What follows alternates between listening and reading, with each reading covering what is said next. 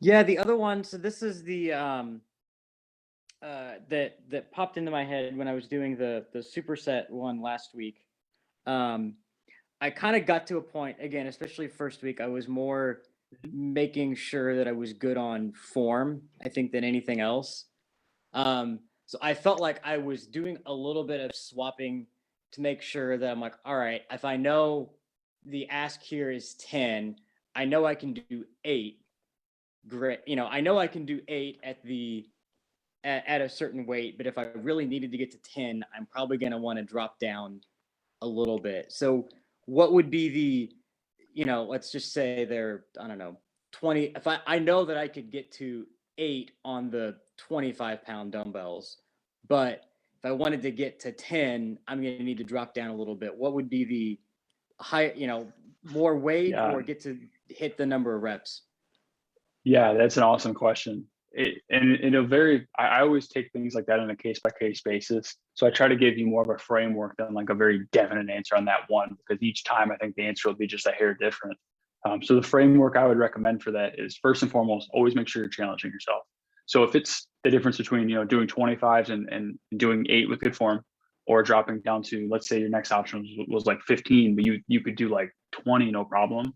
Definitely do the 8 hard reps. That's, to me, that'd be like the best option.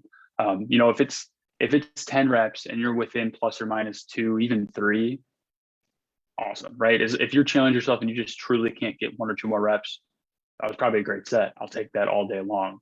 Now, if you've got a weight where you get to 10 reps and you're like, yeah, I could probably do 10 again, and like this is a challenge, I would almost just scrap that set, redo that set with a heavier weight. Now, if let's say it's really borderline, you get to 10 and you're just like, I could maybe do 1 or 2 more. That's probably a good weight, because not every single set we're focused on like burning out and putting every single, you don't want to go to failure in every single set.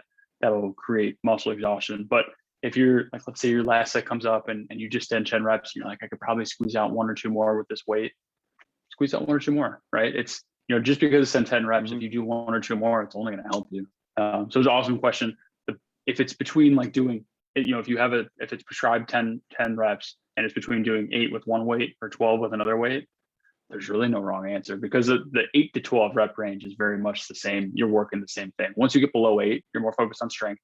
Once you get above 12, it's more of like a toning. 8 to 12 is what's called hypertrophy, which is breaking down muscle. So really no wrong answer. What I would say is always have good form, always challenge yourself. As long as those two things are true and you're within a reasonable plus or minus of that rep range, dude, there's no wrong way to go about it. So I think that's one of those win-win situations where no matter what you picked, you were right. So I wish every situation was like that.